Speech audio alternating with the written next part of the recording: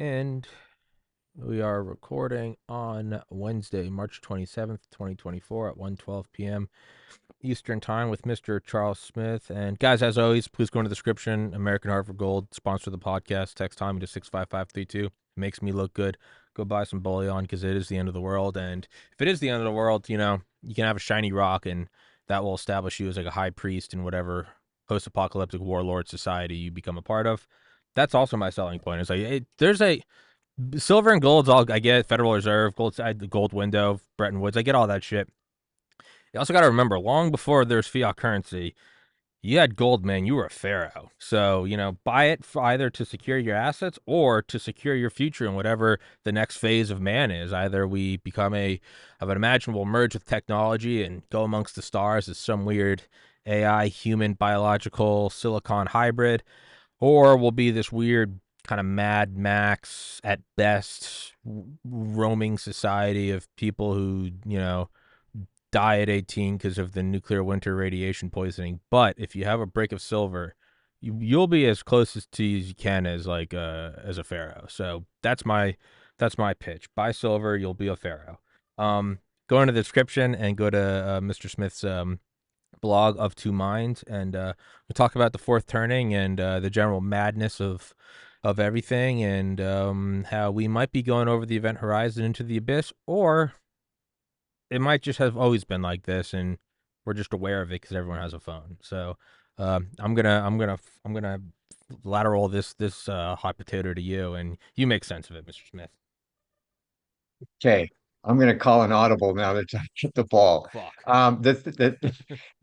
The fourth turning is a very interesting concept. I'm going to break it down into two simple things. One is a cycle of generations. This was the proposal of the book that there's generational characteristics that repeat in a four generation cycle.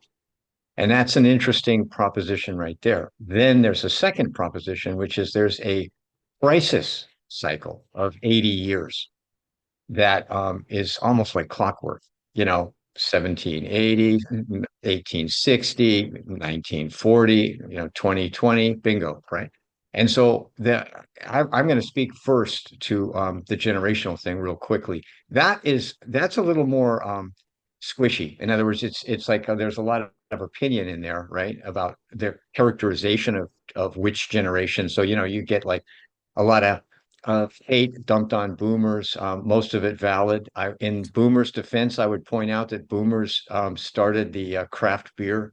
Um, so if nothing else, okay, we used to have four breweries. Now we got like several thousand, so I, that's good. I will rudely interrupt. So there's a comedian I like named Ray Kump, and he pointed out, he goes, no one's actually, if you really dig deep, no one's actually mad at they won't admit it. They're not actually mad at the boomers. They're just mad that they weren't in the boomer generation. Like, do you think you'd be you wouldn't take the cookie? You wouldn't take the post war economy? That, like, really, my generation's like, oh, we would have held. No, we weren't. You're just mad, understandably so, that you didn't get the cookie. The guy in front of you bought the lottery ticket and won. You're not, you're not better than him. You're just pissed off it wasn't you. So, like, the boomers ruined it. Yeah, and the only thing I wish is that I got to ruin it. So, like, sorry, keep going. That's good. And then Gen X got the 80s, which was the Reagan Revolution, Morning in America, Cocaine, yeah. and so there was a real positive vibe for them. So yeah, and so I think what I would say is that each generation, I don't know that there's a cycle. You can argue about that. It's an interesting argument, but I think what is true is that the zeitgeist of the culture and the society and the economy definitely affect us as when we're young, right? In other words, it's like the economy and the society that you grew up in as a teenager, and as a young person, that's going to influence your thinking forever. So that's why we look at the Great Depression and people that grew up in that, and then you notice them that they save every plastic bag, every paper, and they tend to be frugal and cautious, and so, well, where did they learn that? That's the zeitgeist they grew up in. And so then it's clear there is that element. And so it's like then we can ask, well, what did the millennial generation grow up in? What are Gen Z growing up in? And then that will influence their thinking going forward. So that's, I think, valid. Then in terms of the crisis cycle, what I want to speak to and ask you to comment on is my view is these big forces, these big fundamental forces in the economy and society and culture, they're if they can't adapt, if like the elites have kind of locked the thing down, like you can't make any adjustments, but it's working for them, so therefore they're going to push it down on everybody else. Then you over the decade you pile up these problems because that doesn't really work. Like we live in an open system, which is like an ecosystem. And if there's no change allowed, right, the same fools get elected and the same guys are in charge, blah, blah, blah, then your society starts like an ecosystem, it starts collapsing from within, you know. And so once you lose that, to use the ecosystem, and once you lose that keystone of the whole culture or economy, once that crumbles, then you got a crisis you can't overcome without a real like cleansing, a whole new system, right? A French Revolution, essentially, Mm, or a civil war or a global war, whatever.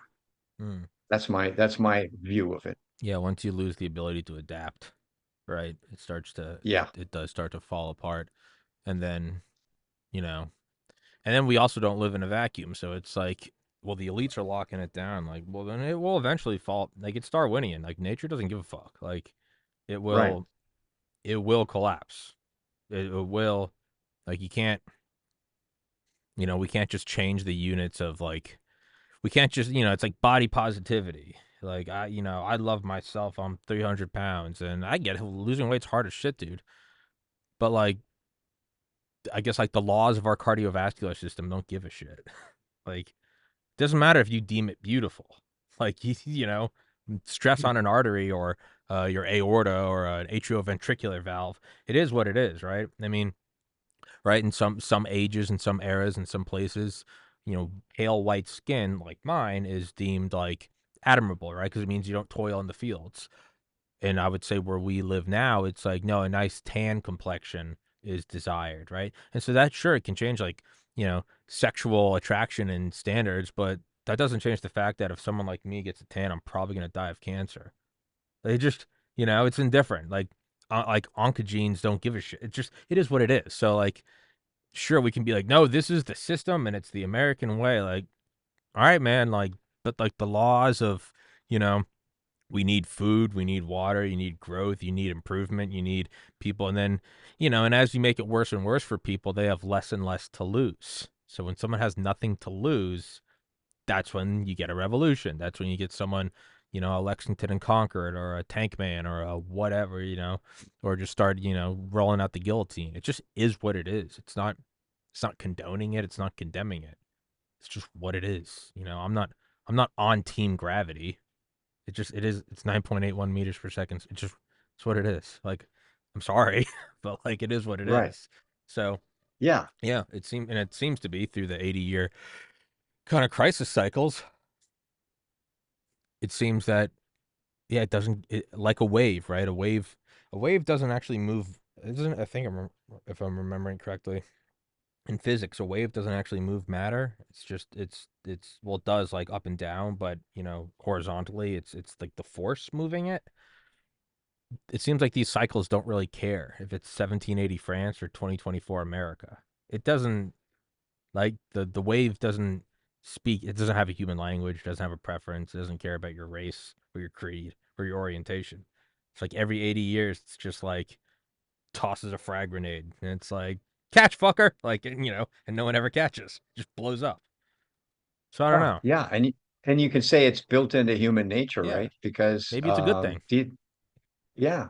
And so the fourth generation is like, because we can't really point to history and say, if there was a there are sunspot cycles, right, that do relate to human history, right? Because like when there's the mini ice age in 1620, then oh, surprise, the Ming Dynasty falls in 1644. There's nothing but 100 years of war in Europe, right? Mm, Because it's like, why? Well, crops decline, people are hungrier, they mm. have less resistance, their immune system is weakened because they're not getting enough calories.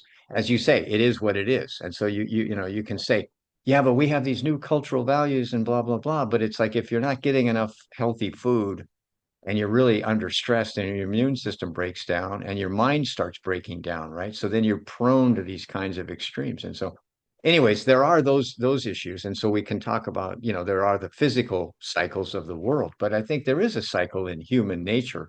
And so what's the crisis now? And you could say, okay, let's look at each of these things. In 1780, what happened was the U.S. decided, about half of the U.S. population decided that it was time to break free of Great Britain, right?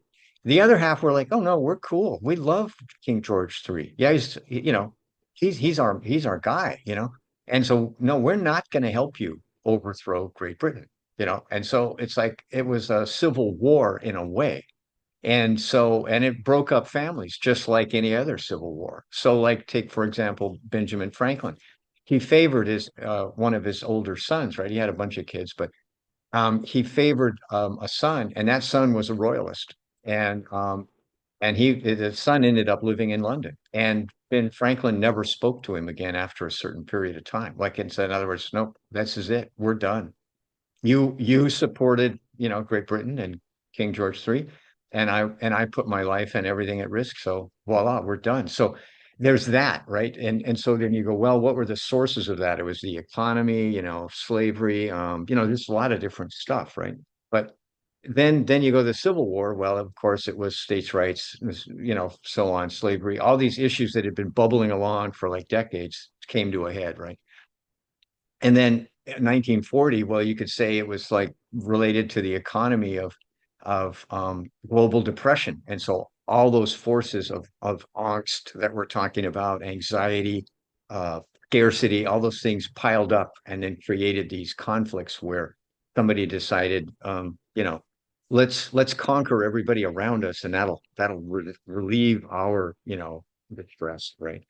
So, and so now what is it? And you go, well, I would argue that the people saying, oh, it's the neoliberal economy, kind of like we're going to globalize and we're going to financialize. And then that actually has created massive inequality, right? That the winners are winning huge and everyone else is losing to some degree or another, right?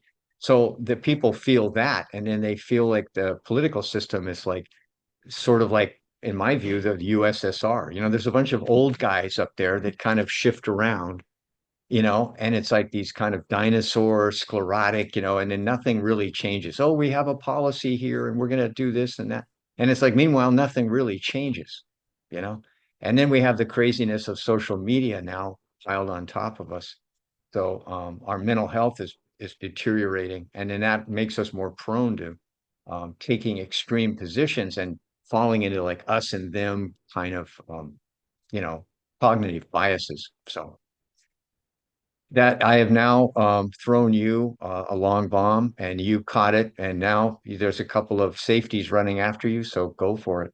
You know the beauty is I'm also the ref and the owner. So at any point I can just shut off the episode and be like, nah, I don't give a fuck. I never thought I could. Like, I've thought about that. Like, I should have a power switch. It is connected to a surge protector. I should have it on my desk. So if I ever feel like it's getting hairy, just hit the button. No, it's a power outage. What happened? You know? Tommy, that's weird. every time it gets a little stressful, the power goes out. I'm like, yeah, it's a high stress situation. But yeah, I don't know. Human life is, death is a tragedy, but at the same time, nothing ever truly moves for. Sure, you have some revolutionaries and science or in social progression, but a lot of the times, shit doesn't really change until everyone dies out, right? Like, you have a new scientific discovery or you have like a new idea or something, and it can get passed, right? Think of like segregation, and you have like Eisenhower. Like, you can have someone that uses brute force, like he sent in the Yeah. 101st Airborne. Like, that's fucking crazy. But you actually think about it, like the 101st Airborne, like the motherfuckers that like went from D-Day to the Eagle's Nest, also went to a school in Arkansas. Like, that's hardcore. But a lot of people really only went along with it because the 101st Airborne was there. All right. Well, then they die out, and sure, you still have racism, and then the next generation dies out, and now you have it in 2024 where Can you imagine anyone even vocalizing like, hey, we should segregate the schools? You'd have the shit kicked out of you. You'd lose your job, right? You don't need the 101st. So you can brute force, social changes or scientific changes, but ultimately, to get wide scale acceptance, you kind of just have to have the whole generation die out, and often the one after too. So is the 80-year cycle bad then, right? Funerals suck. It sucks when your grandma dies or your parents die or whatever, your friends or your siblings or your children. But, you know, I don't think any of us would look back 500 years ago and be like, man, I wish I was alive then. You look back then, you're like, Jesus, fuck no, absolutely not. So while it's a tragedy on the micro, we all benefit wildly on the macro from it, right? Every tragedy before this is good because it's set up my life now where I've gigabit Ethernet and a phone and all this. But when the tragedy comes to me, okay, now I'm alive and now I'm 33 at what seems to be the next 80-year cycle. I don't want to deal with this shit, but it's like live by the sword, die by the sword. So then the question arises, and it's not really a question that the answer is immaterial. It doesn't matter. Much like gravity, it doesn't matter what our answer. Well, I don't know how I feel about the 80-year cycle. All right. Yeah, Titanic, we're going under, but I'm not. You know what? I don't consent. Atlantic Ocean. I don't consent to your approaches. You're gonna fucking freeze to death. The plane's going down. Not for me. What do you mean, not for me? So ultimately, my answer, your answer, our answers, and this podcast ultimately don't fucking mean anything. But to acknowledge it, you know, is it a bad thing? It's probably bad for me. It's probably bad for everyone alive right now. But in 100 years, do you really, aside from the retarded romantic that looks back like, oh, I wish I was alive back then. Like, no, you don't. Like, you'd be dead of like typhus. Do you think anyone in 21, 24 is really gonna really truly, earnestly, and with an educated stance want to live in 2024? Right? I mean, you look back. I always talk about this, and perhaps I'm just evolving into a grumpy old man, but when people take those old like 1901 videos and use AI and upscale them and increase the resolution and the frames per second and they add some sound to it and it's like you see everyone walking around 1902 San Francisco and it comes to life because it's in color and there's sound and all the comments are the same. Like, look how thin everybody is. Look how well dressed everyone is. They're well dressed because that's the only suit they own. They're thin because there's no fucking food. And 11 of their 15 children died, and the other four are being worked to death in a mine. And yeah, you look how clean it is, and look how homogenous it is. Yeah, it's because slavery was still going strong, right? It's still 30 years from. So again, if you have two brain cells, you'll look at it and go, "Oh, that's very interesting. It's the historical value of this is great." Absolutely not. I would not go back then, right? There's something like 300 tons or 1,000 tons of manure every day in Manhattan. Like you wouldn't go back there. It's fun to look at. It's fun to think about what if, but you wouldn't actually go back there. Maybe for a day. Do you really think anyone in 2024 is going to look at 2024 and say, I would give anything to go back there? You're going to have someone in the comments there going, you idiots. Do you have any idea what's coming? In 6 years, half the planet dies from World War III. Like, so if I enjoy all the 80-year cycles and social and scientific progressions, then can I really resist the next one coming? Can I rationally? I can't because it's I've benefited from all of them, and now I don't want to pay the tax man. And ultimately, it doesn't matter whether or not I'm okay with it. It's coming, right? So, Yeah. is it a good Mm. thing ultimately? Yeah, I think that's an excellent point, Tommy. And I think so. What we're really talking about is what is our response. And Mm, so a lot of what, and I often ask myself, I'm going, well, I'm like an old man now, and like, what have I learned? And it's like, well, almost nothing, right? But have learned one thing, I think, which is flexibility is your core asset. It's mm, what you really, I mean, gold and silver are good, okay, to your point, because that's something you control, right? Like control your assets, control your agency, your control over your life. That's what's valuable, not how much money you have or whatever so much. And I mean, a little money is useful and stuff like that, but it's like, what do you control? And then being flexible in what our response is going to be. And when I look around, I see that people get, it's very easy for us because of our mental, our cognitive biases to get trapped into something. And so like um in a frame of reference or a mindset. And so for instance, people say, well, you quoted Mark. One of my favorite lines is everything solid melts into air. That's Marx, right? He's talking about the way capitalism melts the social structures into air because it dominates and takes over, the social functions. And so you go, okay. And then you're a dirty commie, a Marxist. It's like, no, not really. Well, yeah, but you're a libertarian, and that sucks too. And it's like, oh, really? That sounds too progressive. No, you're a conservative, and it's all like, no, I just pick and choose, man. I'm like, Yeah. this is the A buffet. buffet. Yeah, buffet. A little of that, a And so little of don't this. get trapped in thinking, oh, this is the only answer. And yet, and that's what happens. What I think part of this, the crisis cycle is people get fixated. Like, nope, capitalism is the answer. And all you socialists, if we only got rid of all of you guys, and then it's like, oh, doesn't that sound like, Mao and Chiang Kai-shek? And like if Now only we this one's get rid of different. all of you This one's guys. different. We just need a couple concentration camps. We just need a little genocide, and then we're there. And then we're so close. That's So, anyways, that's like, okay, so what do we do as individuals? And others, how are we going to respond? And of course, I want to live, right? Not just because I'm a human being and that's how we've been, selected, but also it's like I want to experience the whole thing. I mean, Yeah, it's going to be a one hell of a show, right? yeah, yeah. That is, on one hand, it's like life. It's like, yeah, you want to experience life. You want to experience sex and love and heartbreak and holidays and summers and winters and all that. But I guess whatever is coming in the next couple of years is going to be a show. For better or worse. Yeah. Like World War II is terrifying.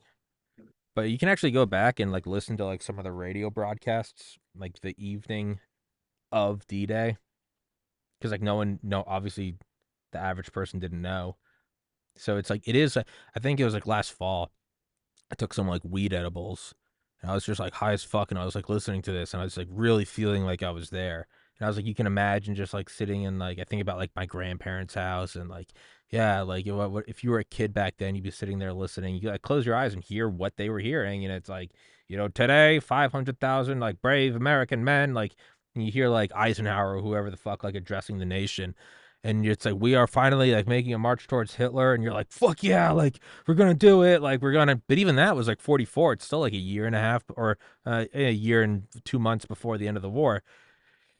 It's a show, and it's a bad show because most guys my age would, thrown into the meat grinder, and in a real, I think what 26 is or 28's the upper limit of the selective service. But in a world war, that would go right out the window. I'm 33. I'm able-bodied. They throw me right in the fucking. No, it's cool. The draft ends at 26. We're really in a hot war with China. They'll fucking bump that thing up to 60. You fucking idiots. No, I'm outside the draft. No, you're not. No, you're not. And if you are, you're gonna be in a shipping container in Colorado operating a drone. And if you can't do that, you're gonna be in a factory putting shells together. There's no, there ain't no.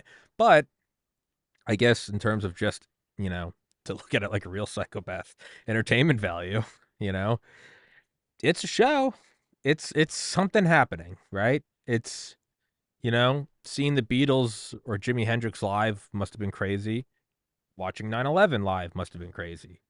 They're both deviations from the norm, right? Absolute value. Plus 10, negative 10. It's still a value of 10.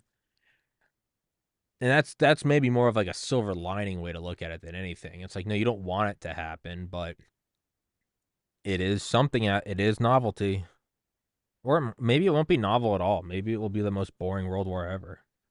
It'll just be a couple just bright white flashes, and then the end. You know, I don't know. So how do you respond to it Yeah. then? Like, how do I respond to it? I don't know. Keep doing my podcast, and hopefully, if war breaks out, I'll be co-opted by like the Department of Homeland Security or something to start pushing like anti-China propaganda, and I'll be one of those voices. I'll be reading the D-Day address. I don't care. I'll hop on Uncle Sam, buy war bonds. I'll graphically design the propaganda posters. I don't give a shit. But let's say it's Yeah. not all out war. How do you respond financially? How does someone my parents' age or your age or I don't know anyone in that age? Because my group, it's mostly like everyone's either just got married, just bought a house, just starting out with a job, and they're paying off student loans. So we're pretty much, and again, and if none of that works out, we'll be cannon fodder. So fuck my generation. But if you do have, what is it? Just bullion? Just real estate? Yeah. Copper? I don't know. Well, let's there's another guy that talks about cycles. I mean, there's a bunch of historians. Peter Turchin, uh, he's a guy that talks about the 50-year cycle, 100-year cycle, and he has all this data, like there's stuff you can collect. And what I like, one of the things I like best about you, Tommy, is you're like a um data-driven guy. Like you always say, it doesn't really care. The Titanic is going to sink, right? So it's like whether we like it or not, or our opinion of it is like meaningless, right? So Immaterial. Nothing. that's where we're at. And so Peter Turchin is saying, hey, look, we've collected and dated these gold hoards, because what do people do when things start getting hairy? They bury their treasure, right?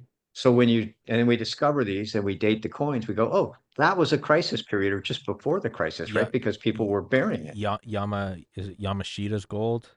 Yeah, Gold Warriors by Peggy and Sterling Seagrave. Yeah, 1945 in Japan. What happened in yeah. 1945 Japan? I don't quite remember. Two atomic bombs went off on cities. Ah, they buried Yeah. like a And then, $1 trillion worth of gold.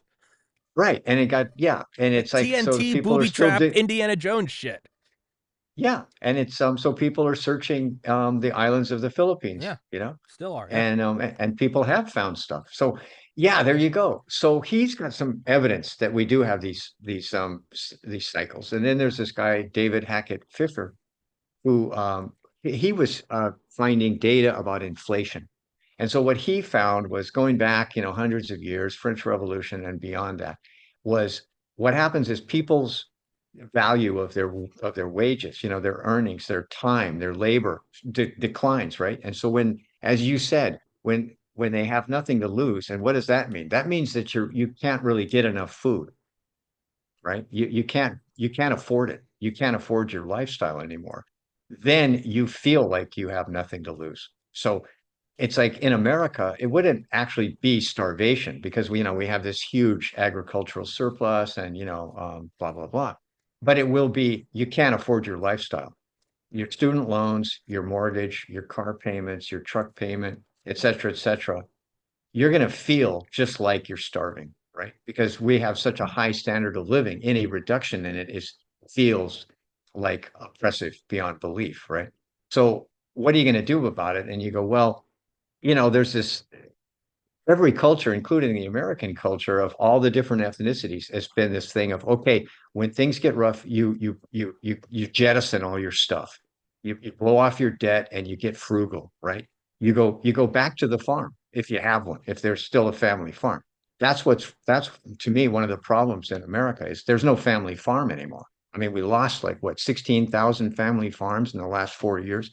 So there's no home to go back to. Everybody's living in these, concrete boxes and exurbia and this and that. And it's like, well, where do you go to get frugal? And so the Chinese, for example, they're only 2 generations away from the family farm out there in the countryside. So even a millennial in China, if the dung hits the fan, they can go, I'm going back to grandpa and grandma's out there in the village, and we can get by because they're still growing food out there, right? Mm. And there's no paved roads or whatever, but you get on your motorbike or whatever, and you get back there, and then you're okay. Mm. You're not gonna starve to death, right? But in America, we have no place to go, right? We're all like totally mobile. Yeah, so that's a problem. So then you have to create that homestead yourself, and people go, no, that's nuts. Hey, I got grapes flown in from Chile. We're fine. And it's all like, no, all that stuff's if all that stuff goes away, what are you gonna eat? And what's gonna keep you warm? And so, yeah, you think along those lines, and there's still a lot of resilience in America, but it's not in the mindset yet. And again, like we said, opinions don't really matter about it. But you almost wonder, is the lack of the family farm, is that going to be the equivalent of if you want to take the island, burn the boats? Or are we gonna just see a fascinating spur of novelty? How do you survive? Again, and it's obviously unbiased because I'm 33 and it's my generation. But just like I look at like the boomers or something and I go, yeah, yeah, sure, they kind of fucked everything, but I'm no different. If I was alive then, I would have also taken the booming. Like, it's no different. And if they were alive now, they'd be angry. It's just, you're no different. Again, it's the wave moving through the water. No, the water on the crest is no better than the water on the trough. Like, look at them down there. Those goddamn fucking entitled water molecules. And then the ones down there are like, man, fuck those. Like, no, it's just, now the point I'm about to make is, maybe a bit of a stretch because it's so like serious, but in that sense, then how different, and I'm purely putting this out as like as a intellectual exercise. How different then is the greatest generation from even like the shit stains of my generation, the entitled, iPhone, whatever, all your, all the boomer tropes. You're on your phone, you're on your, whatever. How different are they from the greatest generation? And I know at first that sounds hilarious, like a lot different. They went and started families. A lot of them are on D-Day at 17 or some shit, and then went and their buddies were blown up into hamburger meat next to them, and they came home and then built the greatest post-war economy in the history of the planet. But if we're gonna walk out this momentum kind of intellectual exercise to the nth degree, you'd have to say then, are they any different from me? If you could take a, and again, that's, you really got to be careful with that because that's a very, that's a lot of suffering. And then I have my generation, which myself included, are a lot of assholes. So, but if we were just to purely look at this as an exercise, parallel universe, you were to take all of them and put them right here and born in 1990 America, and then take me and have them born in 1925 New Jersey. Would my gener how different would World War II look? I mean, but that's an actual question. Like, are you a product of your environment? Would we have risen to the occasion, and would my grandparents, my late grandparents, would they have, would they be a non-binary TikTok using, like, whatever, whatever, you kids and your phones? Would they be them? Which is, that's a very kind of humbling perspective to have, because you then have to zoom out even more and be like, well, what if you were born in 1910 Germany? Would you be throwing up a Sig Heil 15 years later, 20 years later? What if you were born in whatever 1930 China? Would you be in the Red Guard? Who's really different? What would you be? What if you were born in 1980, I don't know, Afghanistan? What if you were part of the Mujahideen? Would you be flying a plane into the World Trade Center? So now you start to get to some like crazy perspectives that you can really only reach on, a hefty dose of mushrooms. But you have to start looking at that and being like, how different are you from any of them? And then the answer is, so like, maybe very different. Maybe you take maybe we really are just like, maybe my generation really is just like a bunch of assholes. And if we went back, we would have got steamrolled in World War II. Who knows? And maybe if you took the World War II generation and put them now, maybe they'd be truly like a cut above. I don't know. And at least I think humble enough to say that like I legitimately have no idea. But much like a wave doesn't care if it's water or if it's liquid mercury, it's still a wave. You have to look at it and go, would it be any different?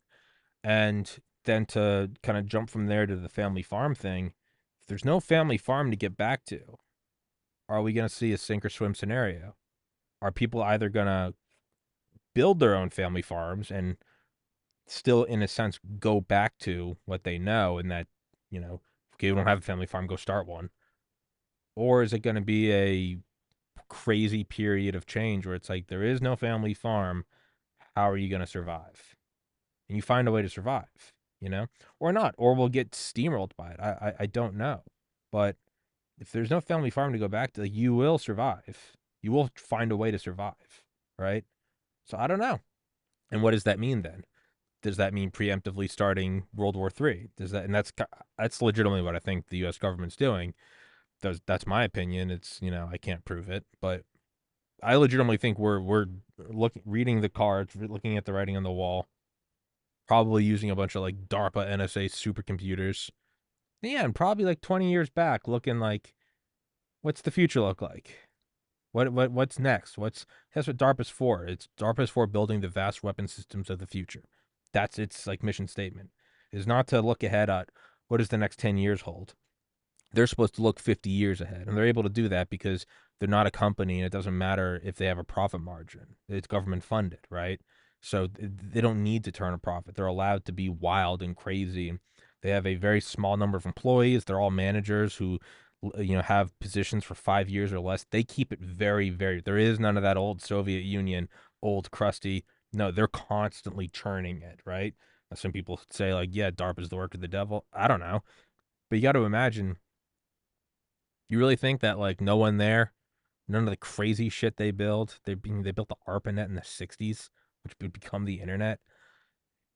You really don't think that there's not some like hypercomputer that 20 years ago was, fed all the information on the internet and looked at every, 80-year cycle and was like, by 2020, there's a 99% probability that, the empire will fall. And it's like, so how can we offset that? Well, I don't know. Probably start World War III and wipe out China, who owns our debt. Do you really think that not only are we not capable of that, which I don't believe, I think we are capable of. Do you also think that we wouldn't do that? You don't think the CIA? You think we wouldn't touch that? I mean, come on. Operation Cyclone, giving the missiles to the Mujahideen who become fucking Taliban. Operation Sycamore Timber, like 2011, where we funded what would become ISIS. You really, you don't think that we would do that? I think we absolutely would. So are we capable? Yes.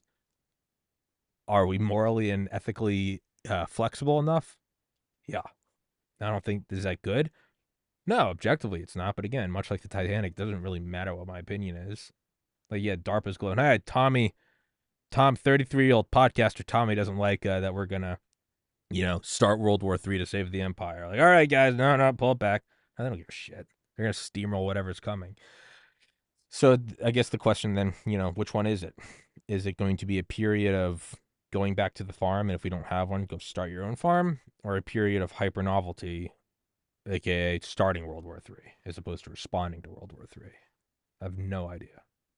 That's for you to Yeah, answer. well, you make a very profound point about the generations, and I think you're right because you look at the millennials who served in, Iraq Mm-hmm. and Afghanistan, they're very hardcore, and people put up with a lot. And you look at people that are starting farms, they're raising cattle and doing stuff, and they're mostly, 20s, late 20s, early 30s, like you guys. And so there's a huge amount of novelty, if you will, going in that direction. And I think your point about novelty is excellent because we tend to think that novelty means microelectronics, and this kind of stuff. But they can also be like in the real world, where you're using a little technology to create a more resilient society. Using YouTube to learn how to homestead or something. Exactly. Yeah, precisely. And then sharing what's working for you. Like let's say you're in Ohio. Well, that's a breadbasket state, And so if you can learn what's working in your place, then in Pennsylvania, every location has what grows well, what work, and then if you can share that easier than Mm, than like previous generations, then you can start borrowing what's going to work right away instead of like having to go through this, you know, uh, uh, trial and error thing. yeah, So there's technology that's a for you, but yeah, that's novelty. Yeah, you might have. It's like, oh, you can't go back to the family farm. You got to start your own. You're fucked. And it's like, yeah, but we have the internet. Like yeah, you might be able to across the nation in like 3 years build what used to take centuries of like trial and error. You could be like, oh, precisely, you live in northeastern Idaho. This is what you need to do starting on this date and stopping on that date. Oh, you're in Maine. You need this much nitrogen in your fertilizer. Like you might be able to just respond instantly to it. And I absolutely. I have more than one friend in my age group who have completely like broken away and are like farming, like shoveling cow shit, have cattle, have like my age, like raising chickens, and it's like I don't know how to do anything. It's like they have like it's like, dude, you talk to them, they're like, yeah, I have like an IT degree. Well, I'm like, how'd you do that? And they're like, YouTube. I'm like, oh, I'm like, I don't know how to milk a cow. They're like, just go to YouTube. I'm like stuck in this mindset that's not applicable. I'm like, well, my grandpa didn't know. Yeah, he never taught me, and it's like, huh? Oh yeah, yeah. Well, how'd you start a podcast? Your dad pass it down? No. I figured it out on the fly. Well, why can't you do that with fucking farming? You know? So Yeah, and the nice thing is if you can find a way to make money through the gig economy or whatever's left, right? Like through a podcast or Uber driving, or you're selling some kind of technical skill online. You can do that in a few hours, make a few bucks, and then you can go build the chicken coop, look at the YouTube and then share some knowledge. And so, yeah, absolutely. So that may be the way that the novelty goes. Not that technology disappears, but it's used to like relocalize and the economy to where, we're not relying on stuff flying in from 5,000 miles away. yeah. And then I have friends who served in Iraq and are starting their own farms. And I'm like, they're like, what about money? And they're like, yeah, that won't matter. And I'm like, well, then, like, what's your fallback? And they're like, well, my rifles are sighted to the horizon. And I'm like, all right, noted. you know, Point taken. I won't fuck around. Yeah. So, yeah. So I don't know. I mean, It's easy to be apocalyptic, but sure. as you say, every generation wants to survive, and we're more adaptable than maybe we give ourselves credit for. Being apocalyptic is also like the least. It's like the least effort you can put into a scenario, right? Yeah, exactly. Oh, it's Yeah. fucked. It's all we're gonna lose. Like growing up, I never really cared that much about sports, but growing up, like watching like the Red Sox or the Patriots with my dad, it was always just my dad was just like, and he knows it, and I hope my mom tells him. But like, you'd watch the Red Sox Yankees. The Yankees would hit a home run in the first inning. You'd be like, it's fucking over, and you'd be like 12, and I'd be like, I don't know if that's all right, you know, and it's the easiest way to say it's all over. And it's like, yeah, sure, because that's the only thing you can guarantee. It's why there's safety in not going after your dream, is because you can ensure failure. The safest thing I could do is say that this podcast is over. It's not going to make any money. It's still not making enough money. I'm 1,400 episodes and the safest answer I could go with is go big. It's all over. Well, why is that? Well, it's all over because I can ensure it's over. Well, how do I ensure it's over? Stop doing episodes. Stop pushing it. Stop promoting it. Stop taking risks. Stop putting myself out there. I could also ensure that my car is going to break down by not maintaining it, right? Okay, there's some safety in that because now that idea that you're juggling in your mind, which requires, excess computing power, it's the same reason I have to-do lists, just to take it out of my head and put it on a piece of paper so I don't have to think about it. All right. And so that's mentally taxing. To go after your dream is mentally taxing because it means if you're not going to give up, if you're going to go, I'm going to keep pushing this podcast, I'm going to keep pushing, I'm going to keep pushing it, that is, well, one, it's scary because it means that the thing is going on, right? If you just tap out and say, I'm over, you no longer have to play the game. It's stressful. Yeah. I'll go get a 9 to 5. Not fulfilling. It's not fun, but you know what? It's not very stressful. And like, all right, that's all well and good. But to keep going after your dream it's scary. It means you're still in the game, so you're still constantly thinking about it. And it's like a baseball game going to the 30th inning. You're still there. You're still how many pitchers do we have left? How everyone's injured, who's not injured, and you're doing all these calculations of like, well, if we win, we gotta go to the next game, which means that our people have to be rested for. So you're trying to do all these weird, like actuarial, calculations, and it's all exhausting too. It's much easier to be like, oh, we struck out, we lost, it's over. But that's ultimately not what you really want. What you really want is to succeed. There's a reason you started on whatever endeavor it is. So being apocalyptic is the easiest answer. Say it's all over. The American thing's going to collapse. China's going to take over. All right. I mean that if it is, it's an easy way to go. And like, if that's the decision and the mindset you want to have in this life, who am I to tell you that you can't have it? You know, I'm sure there's probably like at least one person in the Titanic who is just like, yeah, I've lived a good life. I'm out. I'll take a bottle of sleeping. Like I'm not doing this whole lifeboat thing. I'm 90. I've had a good run. And are they wrong? Not no, not objectively. But you know, to say there's still a chance, to say like you were in 10 overtimes, you're still in it. And I get that with this podcast. This podcast daily scares the dog shit out of me. I'm like, I mean, like I've told you, I go and got a haircut earlier, and I was like kind of just receding into my own mind, and then it's still I just noticed like how many like on my computer I have a little thing that says somewhere up top it's like the percentage of the CPU that it's using right now. I don't know what. So right now I'm at 17%, right? It's not at zero. It's 17%. And it's like, well, how come it's not at zero? And it's like, well, it's doing something still. You want it to come to a rest.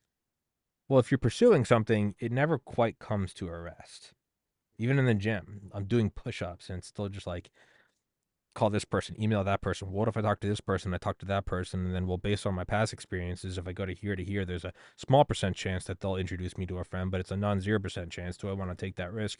Do I want to burn that request? Blah blah blah blah, and it's all gauged to like, well, how much longer am I going to be doing this? Is this still a topic that's relevant? Do people want to watch this? Is this a guest that's going to come back on? And it's all maneuvering, and it's exhausting. It's exhausting and I make less than the poverty level on this podcast. The reason I'm still going for it is because I can't really put a price on being my own boss, getting to do it. Like I'm at work right now. You and I having this conversation is my job. All right, well that's priceless to me. I'm not, you know, shooting one of like the price tag guns at like avocados. Like, okay, that's awesome. And there's no ceiling to it, right? I mean, when I was applying to medical school, I remember like looking at all the different specialties, and then you look at like what's the average income, what's the low end, and what's the high end. But there's still a ceiling, even if you're like the best surgeon in the world. It's still it caps out, right? There's kind of no cap with this. It's scaled. If you make this much money with 20,000 subscribers, how much do you make with 200,000, 2 million, 20 million? You scale it up. I mean, Joe Rogan just signed another. He signed a contract in 2020 with Spotify for $100 million for 4 years. He just signed another one for $250 million. So then there's the whole kind of American dream slash casino aspect of it. Of like, yeah, if it does work out, this will all be worth it. And then the whole, being my own boss is priceless. So, you know, back to what you said, being apocalyptic is the easiest way out. Tap out. Yeah, let me introduce a Yeah. an analogy or metaphor for what you described, which I think is really important because it's not just true for you, but it's for like the whole generations ahead, millennials and Gen Z. Absolutely. It's like what you're doing, and to some degree what I'm doing is there's a nice big river that's drifting down. All right. Now we could just take our kayak or canoe and we could just turn it into that and just here we are. We're going to drift along. We're not going to even paddle. No need. We're drifting down with everybody else, right? Or you turn your canoe or kayak around and you're going up this unknown river, right? There's, it's not, your GPS doesn't work. There's no maps, nothing on YouTube, and there's a current and there's rocks and stuff, and then you're having to paddle, and you're going, well, I don't know if I'm going to get anywhere. Like I don't even know where this thing goes. Where's the end point? It's not on a map, right? And then you're struggling, like you said, it's hard work, right? I mean, I constantly have to shift in my business, it's like because what worked 10 years ago, like, oh, everyone made a lot of money on ads. Now that's dead. Everybody that depends on ads is dead. They're gone. They got no money. They've been demonetized. Okay, so but it's exciting because you don't know what's around the next bend. And so what's the value of that? Yeah. That's worth a lot to me too. Just like you said, you're in charge. It's your business, your life, but also it's exciting because you don't know what's going to happen. And if I fail, which is like mostly what I do, Mm-hmm. like I write a book, oh, maybe this book will take off and it sells 1,000 copies like all my other books. Hey, but you know what? It was exciting to do the thing. Yeah. I had enthusiasm for it. That's valuable, man. Yeah. Yeah. I mean, I've taken some heroic doses of psilocybin. I've done LSD and meditated and all that. There's nothing scarier and more like euphoric and rewarding than like when something in the podcast works. I mean, you start to get a glimpse of like what it was like when the first caveman lit a fire. I mean, legitimately, like when it starts working and like the sparks are like the engines like and it starts working and I've had it happen in spurts before. It's taken, I started December 2019, so I'm what 51 months in. It kind of feels like when you're like starting like a lawnmower or a leaf blower, like, but it's like that instead of being 1 second, that motion is more of like 8 months, and I've done that 4 or 5 times now. Just but I can feel it like it is vibrating. It's getting like it's right. I'm like just fucking keep going, and the problem is it's like running out of gas, and I'm like, come on, you motherfucker! Like, but it is like man, in terms of just like like like fuck getting drunk, man. Like this is a high and a half. It's terrifying, and it's also just like crazy as shit. Like it's so there's another like what's the price of that? You know, if you had a Yeah, 9 to 5, yeah, you could have 2 weeks paid vacation and do what? You could go to Las Vegas. You could do some cocaine. Like, all right, well, like why do that when it's like that's like my natural state right now? Because every day it's just like a shift between like existential despair and like manic potential. Like yeah, that alone is just beyond addicting. Now I would yeah. imagine it's taking years off of my life, but on Or the, added years could be. yeah, and but then Because ultimately, like, yeah, what do I care? Are we going to nuclear war? I'm like, you're right. This will take years off. All right, it's not going to take as many years off my life as the hypersonic Chinese nuke that's coming from my forehead. Like, I think that's a little more detrimental to my health. So, like, yeah, that is, yeah, going up the river, you're seeing weird exotic animals, and you're like, this is crazy. This is terrifying. But it's yeah. so And much then you hit better a than the rapids. yeah, Yeah, but it's so much better than like lazy river. yeah. Shit, That's right. that's fun, but there's a time and place for that. Like I Yeah. want this. I want the I forget who said it. And that and then that's the generational crisis we're in right now. We are on the unknown river, whether we like it or not. We're not going to be able to drift down anymore. And so it's like you either take the challenge and start, you know, paddling, or you give up. And it's like, what's the fun in giving up? Yeah. Yeah. Yeah, I mean I get it. I mean if you're, if you're truly in pain or, it's if you really need to take care of your or then there's also like it sometimes it's not like, you don't have the balls to go for it. Sometimes it's like I'm 33, but sometimes it's like, hey, I'm 25 and I have 3 kids. Like it's not that I don't have the balls to go do a podcast. It's that I have to, buy baby formula. And it's guaranteed if I go get a job at Walmart that I'll have enough money to do that. So that's the Yeah. other thing. It's like it's not like, oh, you're a pussy. Some people are it's like no, they're taking care of their family. They're actually being like a very respectable and like admirable father. Right? So I don't mean to like shit on that.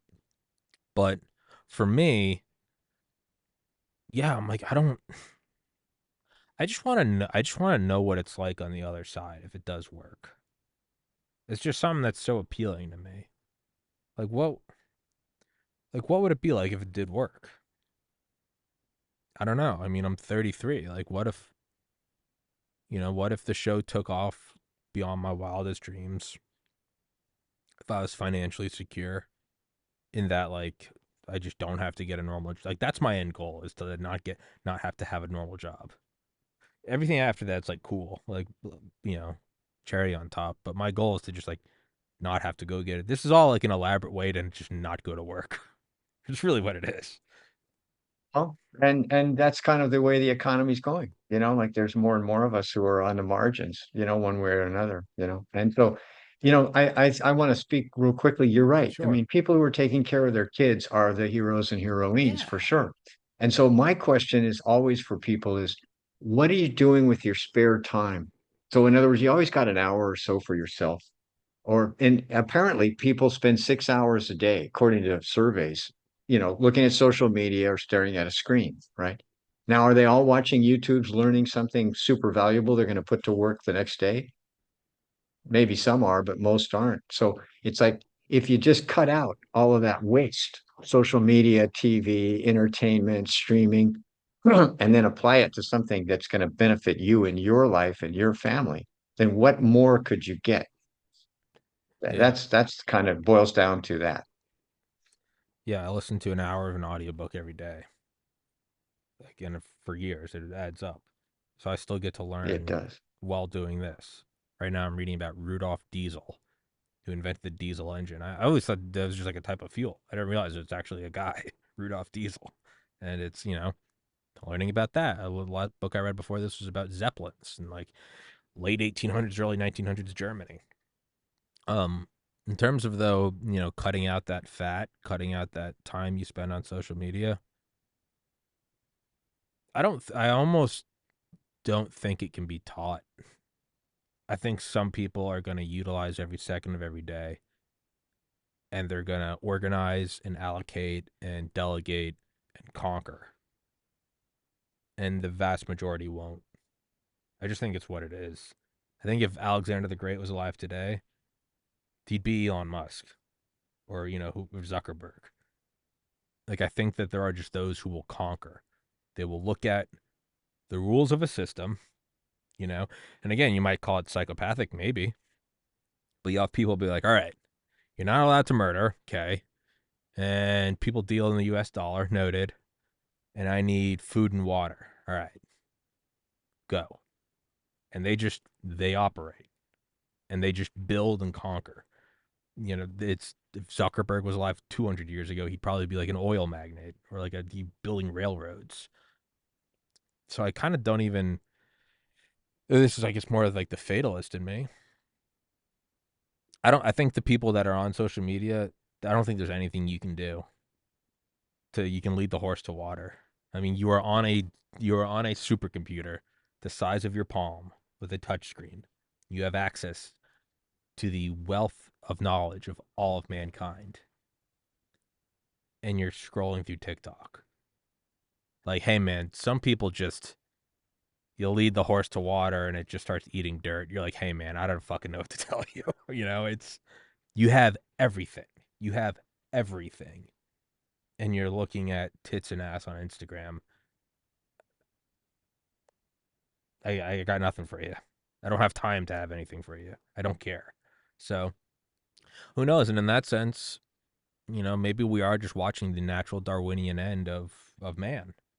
A very select few are going to merge with machine, and the rest of us are going to die off in a war that's either organic or orchestrated. I don't know. I don't know where that leads.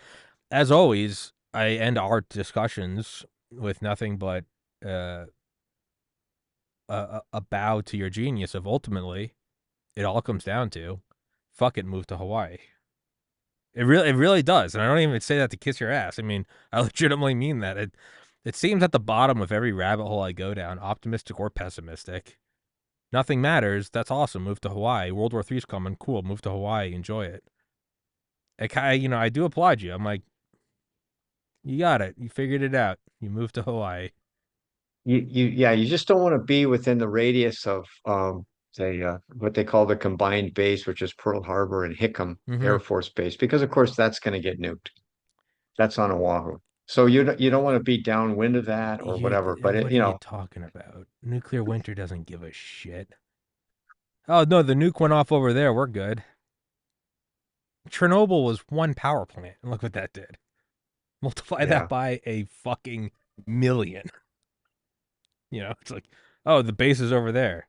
Oh, Manhattan's 6 hour or 9 hours south of me.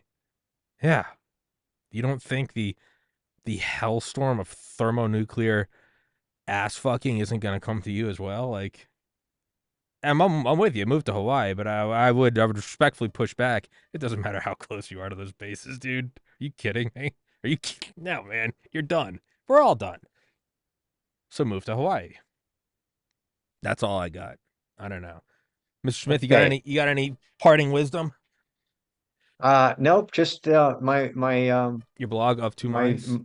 yeah, my idea that flexibility and self-reliance. I mean, that's what I'm pushing. It's like the control as much as you can in your life. Yeah. That's what's valuable, and that's what you're talking about. You control your life, you control your time, you control which river you're rowing up, and that's all that any of us can do, and that makes life fulfilling, Hmm. even if you're not going to succeed in getting rich or whatever. You're not going to be Zuckerberg or Musk. So what? It's like the enjoying the excitement and the enthusiasm you have for pushing ahead, Mm. and seeing what happens around the next bend. It's kind of like people look at like an Elon Musk and they're like, how are you not content with $1 billion? Why do you need 100 billion? It's like that's why he's different. He doesn't. That's not what he's doing. He's getting off on solving problems. You'll never, what Kobe Bryant say. I don't understand lazy people. I don't want to understand lazy people. They're just different, man. Do you really think like the shark is like, well, I've had enough food today? No, the shark's like, I smell blood. Let's go fucking kill something. Like, and that's bliss. Being a shark, no brain, black eyes. Some sharks are like 400 years old. They've just been on an adrenaline dump of murder for 4 centuries. Is that who am I going to say that that's better? They don't have to sit in traffic. If they ever have a problem, they just eat it. Do you know how fucking like cool that is? Do you know how like enlightened that is? I think we're not the most enlightened species. I think it's sharks. Kill everything. The end. Yeah. They succeed and they don't need to adapt They because don't they're care. already They don't successful. care. Yeah. Yeah, well, yeah, Yeah. humans are the most. Yeah, all right, yeah. What covers the majority of the planet? Water. Go get in some water. You tell that shark that that you're on Forbes 30 under 30. It doesn't give a fuck. It smells blood and it's like cocaine hitting Jordan Belfort. Just I think that's the way to go. I want to be reincarnated as a shark, man. Fuck all this shit. I want to be I want to be a megalodon and just go eat dinosaurs. So that's my parting All right. wisdom. Sharks. Okay. There you go. Well, thank you very much, Tommy, for an enlightening discussion, and I appreciate the invitation. Of course, dude. And yeah, don't be a stranger. Let's do it again sometime. All right. I appreciate it, brother. Guys, thank you so much for watching. Please go to the Recording description. stopped. Please go to his website. Until next time, peace. And guys, if you like that discussion we just had, ooh, my haircut looking good. Oh, no, there's a pimple. Fuck. No, it's just maybe a mole. I don't know. If you like the discussion we just had, if you like this podcast, you like all the people I talk to, the different walks of life, blah, blah, blah, blah, blah, blah, blah, blah, blah. Go to AmericanHardForGold.com and please go buy some bullion, gold or silver. Use promo code, I think, Tommy. Use the link in the description. Don't be an idiot. Heaven's Harvest, prepper food, nuclear war. Go use the link in the description. Support the show. Prismatic home battery packs. Nuclear war's coming. Buy a battery pack. Use the link in the description. The Wellness Company. So if there is no nuclear war and you don't need bullion, freeze-dried food, or a home battery pack, and you go, shit, now I have to live a long life. The Wellness Company. Go get some vitamins and supplements. Go take your fish oil and your CoQ10 and your, alpha lipoic acid and whatever you want. I don't know. Go support the podcast, all right? Don't make me look like a fucking idiot. Don't make me look like a jackass when I got to go to these companies at the end of the month and tell them that, hey, this is why there's no sales. Don't do that to me, all right? I give you free shows. The least you can do is open up your wallet and give me a couple shekels so I can keep dancing around like the circus monkey I am, all right? Don't fuck me. That is a threat. Not really. All right, guys. I'll see you tomorrow. Much love. Peace.